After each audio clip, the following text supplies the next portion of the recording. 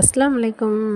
Regina கிச்சனில் இப்போ என்ன பார்க்க போகிறோன்னா, மீல் மேக்கர் வச்சு கோலா உருண்டை தான் செய்ய போகிறோம். வாங்க எப்படி செய்யுதுன்னு பார்க்கலாம். நான் வந்து அரை மூடி தேங்காய் எடுத்து அதை லைட்டாக அரைச்சி வச்சுருக்கேன். அதுக்கப்புறம் கசகசா, பட்டை, கிராம்பு, ஏலக்காய், பச்சை மிளகாய்,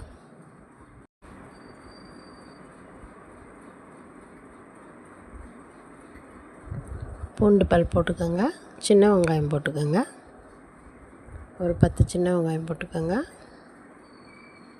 இதை கொஞ்சம் உப்பு போட்டு தண்ணி இல்லாமல் லைட்டாக அரைச்சிட்டு வந்துடலாம். இந்த மாதிரி அரைச்சி எடுத்துக்கோங்க. இதில் வந்து நம்ம அந்த மீல் மேக்கரை நல்லா புழிஞ்சிட்டு இதில் போட்டுக்கலாம்.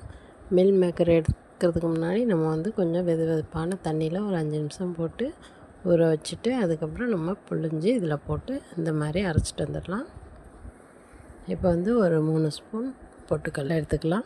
அதை தூள் பண்ணி மறுபடியும் அந்த மீல் மேக்கர்லேயே நம்ம போட்டு லைட்டாக சுற்றிக்கலாம். இது வந்து நம்ம அரைச்சதுக்கப்புறம் நம்ம இப்போ அந்த பொட்டுக்கடலை பவுட்ரு போடுவோம், அப்படி போடாதீங்க. இந்த இதிலே லைட்டாக ஒரு சுற்றிக்கலாம். இதிலே நம்ம முழுசாக பொட்டுக்கடலை போட்டோம்னா அரைப்படாது, அதனால் தனியாக தூள் பண்ணி இதில் போட்டிருக்கேன். இந்த மாதிரி நைஸாக அரைச்சிக்கலாம். இப்போ இதை ஒரு பவுலில் போட்டுக்கலாம். பவுலில் போட்டதுக்கப்புறம் பொடியாக கட் பண்ண கொத்தமல்லி தழை போட்டுக்கலாம். நல்லா பிசைஞ்சு வச்சுருவோம்.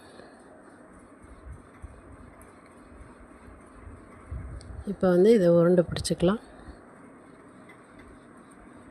இது வந்து நெய்ஸாக அரைச்சிங்கன்னா தான் நல்லா சேஃபாக உருட்டை வரும். லைட்டாக தண்ணி தொட்டு உருட்டுங்க.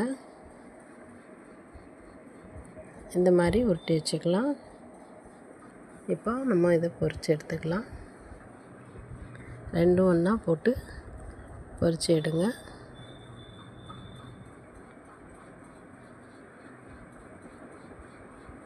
இது நல்லா பொரித்து எடுத்ததுக்கப்புறம் கொஞ்சம் சிம்லேயே வச்சு பொரித்து எடுங்க. இது நல்லா நெய்ஸாக அரைச்சா தான் இந்த மாதிரி விரிசல் இல்லாமல் நல்லா இதாக வரும். இதை நீங்கள் செஞ்சு சாப்பிட கொடுத்து பாருங்கள்.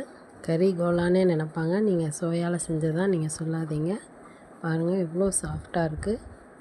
இதே மாதிரி நீங்களும் செஞ்சு பாருங்கள். செஞ்சு பார்த்துட்டு எப்படி வந்துச்சுன்னு எனக்கு கமெண்ட்டில் சொல்லுங்கள். என் வீடியோ பிடிச்சிருந்தால் லைக் பண்ணுங்கள், ஷேர் பண்ணுங்கள், மறக்காமல்